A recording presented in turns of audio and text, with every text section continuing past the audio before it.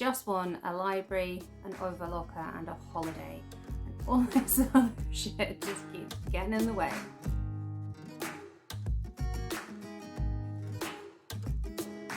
Hi and welcome to my channel. My name is Sarah and I love to talk about books. And today I'm doing a book haul. These are all the books that I got bought for my birthday. Yes, your girl is 37. I still feel, well, I was going to say I still feel like I'm like 25, but then other times I'm definitely sure I'm about 80. So 37 probably hits about right. And I didn't really want anything for my birthday. I'm not very good at asking for things for birthdays anyway. But there's nothing I really want apart from books. Books in every room of my house. I do have plans to, so where I film my videos, my other little location where I sit, it's quite a blank wall. In case you're ever wondering, that wall is blank because that used to be where all our wedding photos and things were. And I've just never got around to putting anything up back in their place. But I have plans for that corner of my living room to, I found this thing on Pinterest where you can use some IKEA Billy bookcases and some like planks of MDF to make it look as if you have like built-in bookcases. That is my plan for that corner of the room. Whether my funds or my skills will match up remains to be seen, but that's my plan for that bit of my room, my living room. But generally I like to have books everywhere all over the house. And to be honest, it's probably going to be ages until I can actually do that because let me count the ways. I need 2 new bathrooms. I need new bedroom furniture. I've got a door, a window and a gate and some fences that need fixed. And that whole room actually needs redone as well. So don't get your hopes up you'll be seeing a built-in library anytime soon. God damn, I hate adulting. I just won a library, an overlocker and a holiday. And all this other shit just keeps getting in the way. But I did get books for my birthday, so got a bit of a cheek to be moaning. So the first lot I'm going to talk about, these were books that so before I get into that, all of the books here were books that I had chosen. I've got an Amazon wish list and I just kind of directed my son and my mum to that for them to pick some things out for me. They were really good to me. I feel like they've probably bought most of the list. I haven't been back on to check and see if there's anything left on it. So these first ones are the ones that my oldest son, who's 19, he picked for me. And the first 2, he did me good. He picked my Scottish picks. So these kind of go together, I feel. So we have Douglas Stuart's Shuggie Bain, and then we have Graeme Armstrong's The Young Team. So Shuggie Bain, I feel like everyone knows what this story is about. Won the Booker Prize last year, and it is about a little boy called Shuggie who, fun fact for you guys, Shuggie is actually a nickname for Hugh here in Scotland, so he's actually called Hugh. So it's about a boy called Shuggie who's grown up in Glasgow in the 80s. Glasgow in the 80s was a very different place to Glasgow as it is now, where it's quite like the city of culture and all that sort of stuff. Glasgow in the 80s, there's a reason why my parents moved to England and why I spent a lot of my childhood living in England when I have 2 Glaswegian parents. It was a sad place. It was decimated by Thatcherism and the closing of the shipyards and stuff like that. Drugs took hold. Yeah, it wasn't a fun place. So this is set in that Glasgow rather than the Glasgow that I know and love. And Shuggie is in a terrible living situation. His mum's an alcoholic, but he loves her a lot. And this is just basically the story of him existing in that and coming of age in that. If you want to know more, go and check out Angie's Bookish Chatter because she will have you on that. But a book in a sort of similar vein, which you might not have heard of, is Graeme Armstrong's The Young Team. And I kind of feel like this maybe didn't get the attention it could have got because it came out probably around the same time. When did this come out? Yeah, this is a 2020 book. Around the same time as Shuggie Bain. So it probably got a bit overshadowed because the world can only handle so much Glasgow realness at once.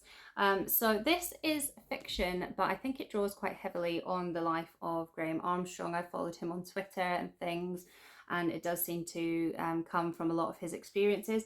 So again, another Scottish translation for you. A young team is a gang, predominantly young guys, and they can be pretty goddamn scary. And so this is the story of Azzy, who joins such a gang.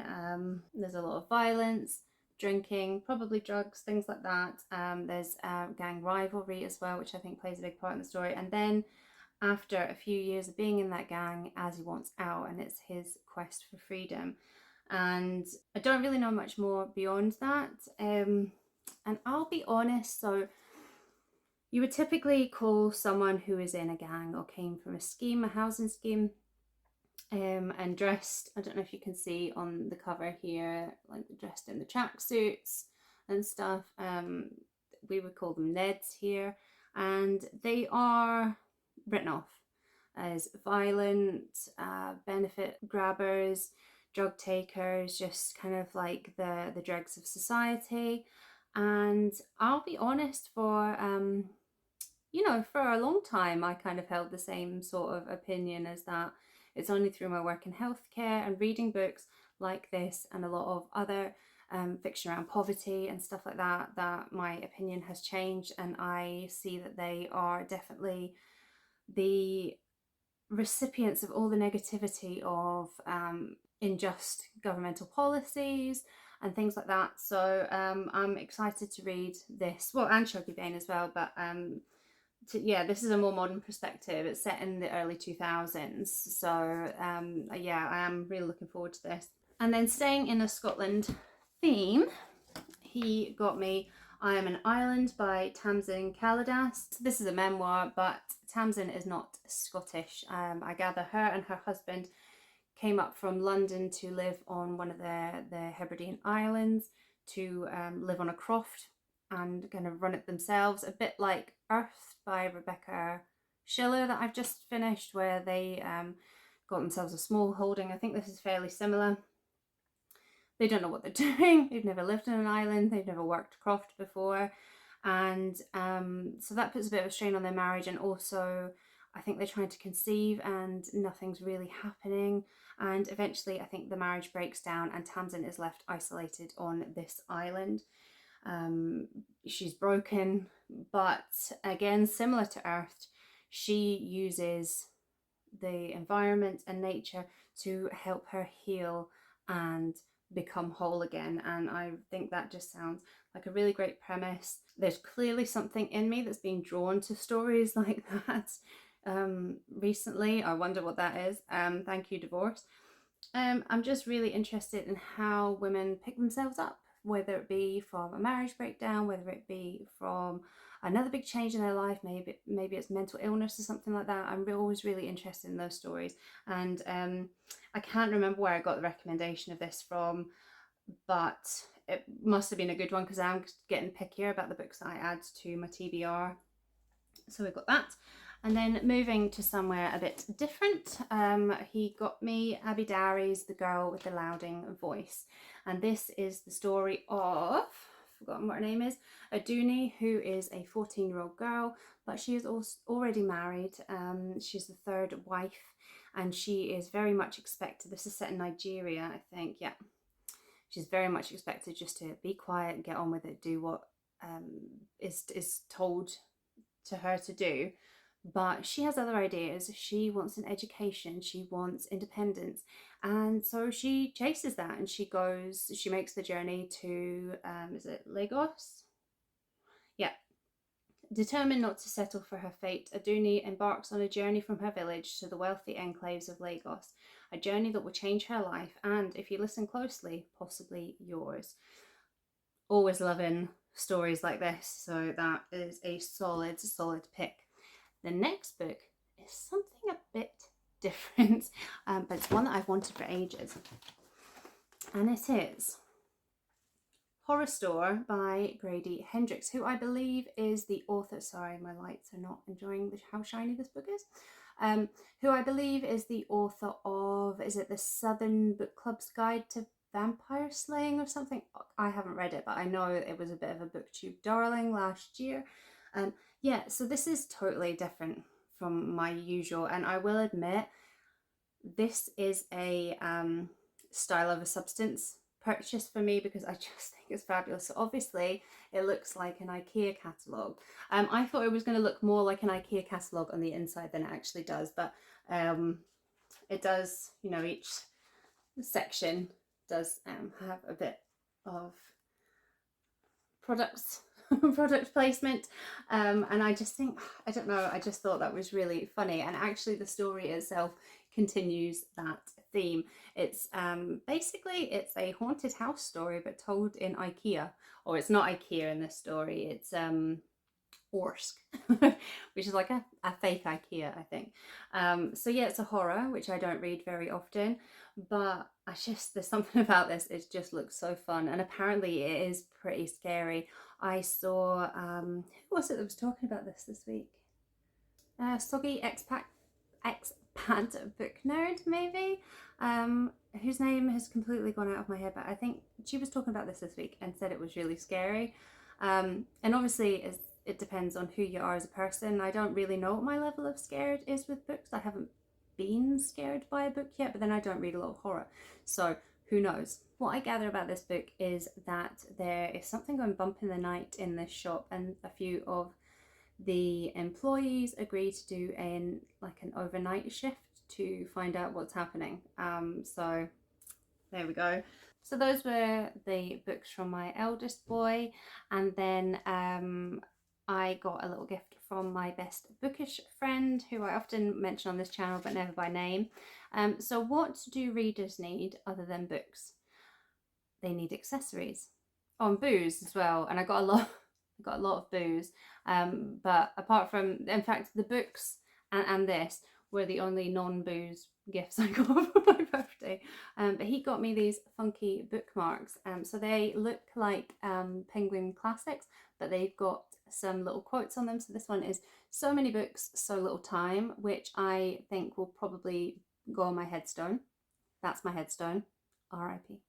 And then this one, which says "Go away, I'm reading," which is very apt in this house.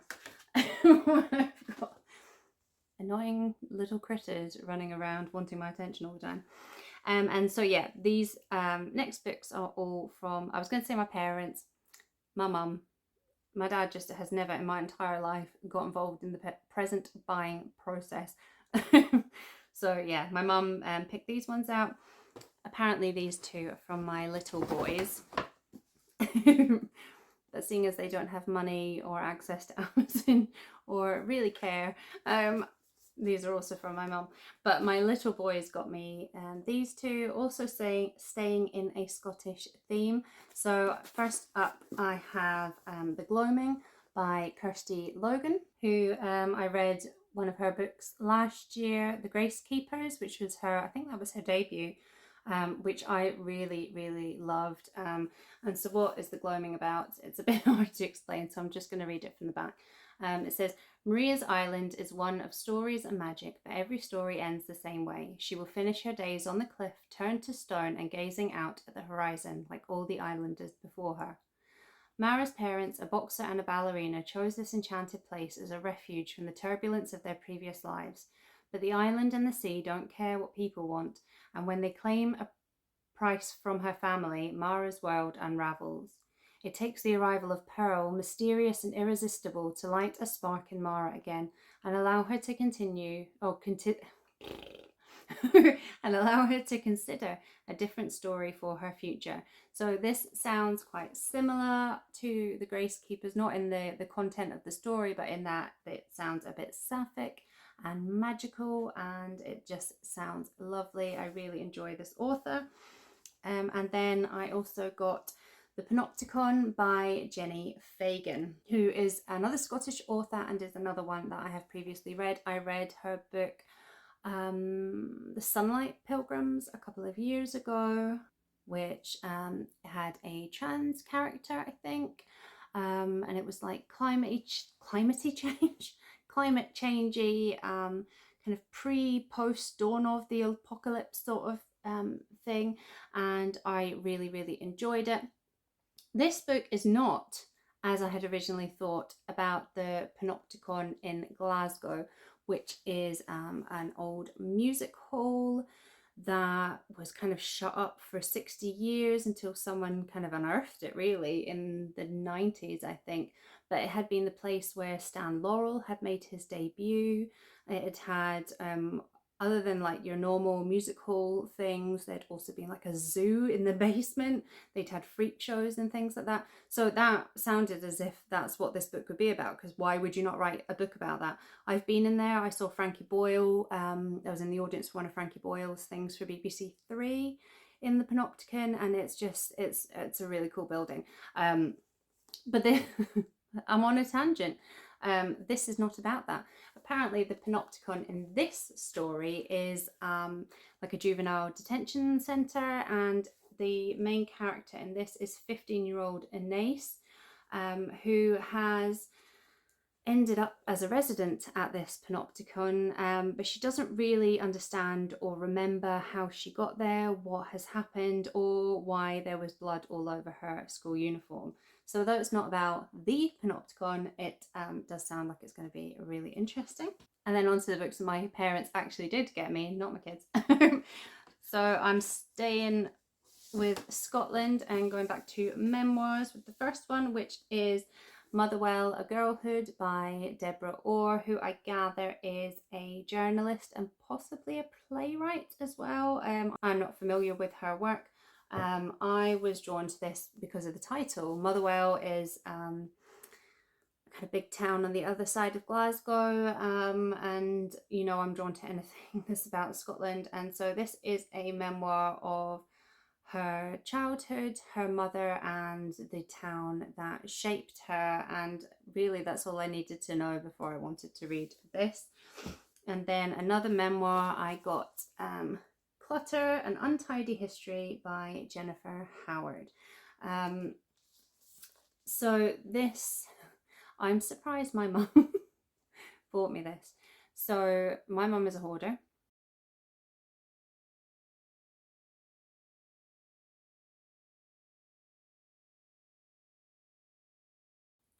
I have inherited her hoarder tendencies, and I usually do fight against them, but I have really been losing that battle this year. I just don't have the headspace for that. I've made little attempts here and there, but just I don't know where the stuff comes from. It must be coming up from the floorboards, because as soon as I think I've sorted one room, it turns into an avalanche of shite all over again. And so this is an expansive assessment of our relationship to the things that share and shape our lives.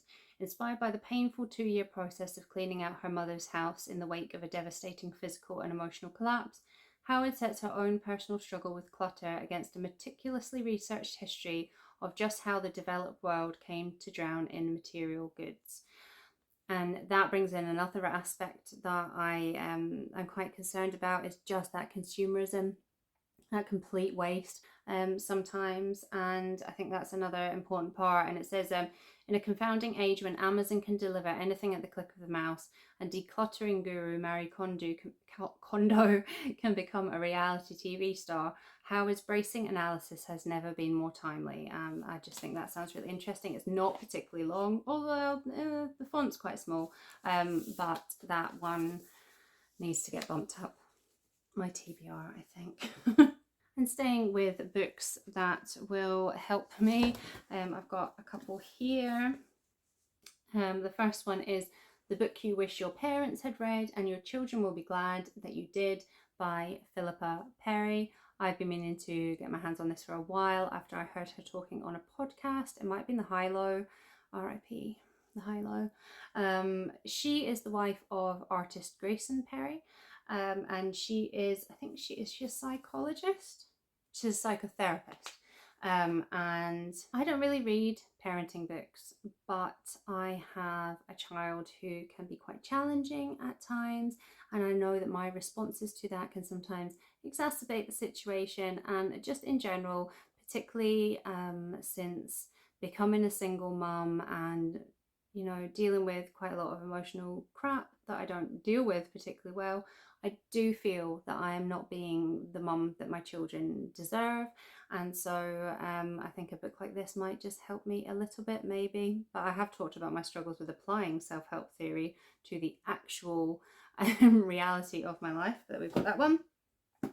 And then just to touching on failures, parenting is looking like one of them. I have a lot of failures, so this book is quite apt. This is Elizabeth Day's How to Fail. I've been listening to the podcast of the same name, and I really like her. She's kind of taken that concept, like there's no such thing as failure. It's like the only failure is failing to get back up again or whatever.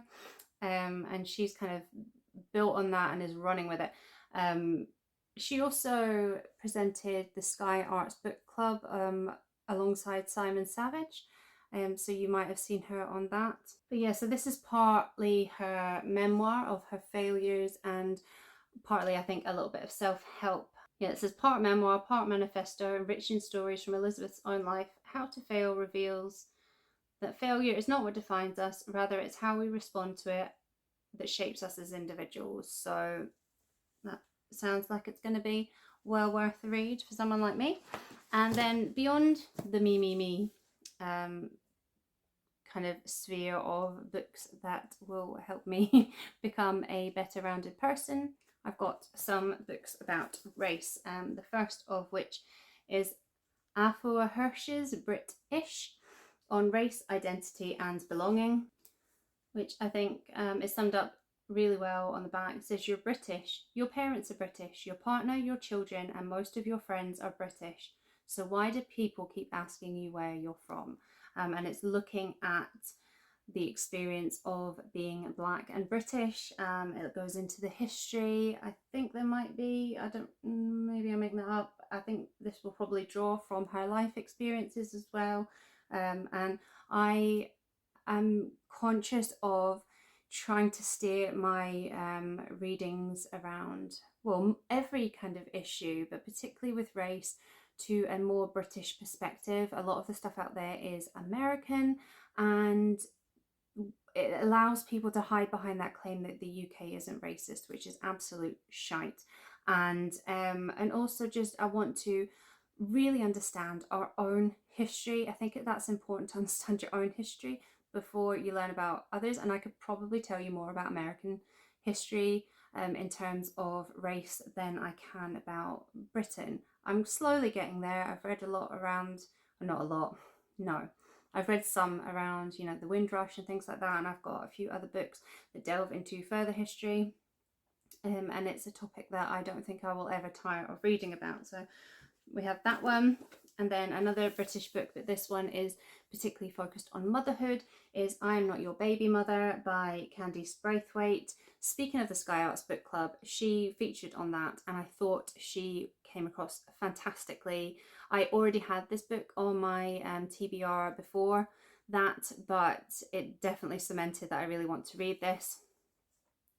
So Candice had, I think she was like or is an Instagram influencer kind of person, which might have put me off this book if I had known that beforehand. But it's not put me off now seeing her talk.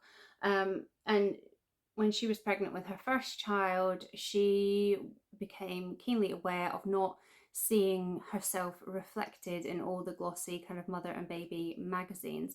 And there has been research to show that women of colour or people of colour are more likely to die in childbirth or experience adverse outcomes because they are seen as having, you know, like a higher pain threshold or not being believed when they say that something is wrong. And so she delves into this and she is kind of reclaiming that identity of Black motherhood, that it doesn't need to fit into the prescribed white version, and probably in many ways it's probably better. And so I'm always interested in pregnancy, motherhood, things like that as well. So to add race to that interest, just I can't go wrong with that. And then finally, last book you'll be glad to know is The Clapback by Elijah Lawal. This is your guide to calling out racist stereotypes. Because as I'm hoping is coming across, I'm very anti-racist. I'm very anti any kind of ism or prejudice or whatever you want to tag it as, any inequality, any injustice. But as with most things, I am not very good at vocalizing it, and particularly in the face of someone who is very bullish or very secure in their opposing argument. It's not just in terms of when I'm talking about inequalities, it's just me in general. I'm not very good at advocating for myself, so of course I'm not very good at advocating for other people either. But at least this comes with a handy handbook. So this is a book that examines the evolution of negative stereotypes towards the Black community and arms you with the tools to shut them down once and for all. Taking you on a journey through history and providing facts and detailed research, this is an eye-opening and refreshing look at race and language. And so I don't know what perspective this is from, actually. It says it was first published in Great Britain, but I don't know if that just means it was first published in Great Britain at that date or it was published first in Great Britain. But either way, I think this is going to be good. It's laid out in really quite clear sections. So we've got identity, sport, police, sex, food, work, targets, drugs, dance, dating, immigration, language, and then it's got a conclusion. So yeah, really interested in that. So I don't think I did too badly. 37 is looking good. I don't mind being 37 actually. I know I pulled that face at the start of the video, but I quite struggled hitting 36. I think I was, still raw out of finding out that my life as I knew it was a complete lie and was falling apart. I've had that year of healing, but at that time I kind of felt, oh, I'm so old and no one else is ever going to want me and I've wasted my life, blah, blah, blah. And this year I don't feel that so much. I feel like 37. I'm not old, I'm not done. So here's hoping that the year ahead will prove me right on that front. Have you read any of these books? If you have, let me know your thoughts, good or bad. Are there any there that you're interested in reading as well? As ever, just share your thoughts with me. I love to chat books. And I'm going to have to wrap this up now, so no hanging about. Until next time, bye. What was that noise? Oh my god.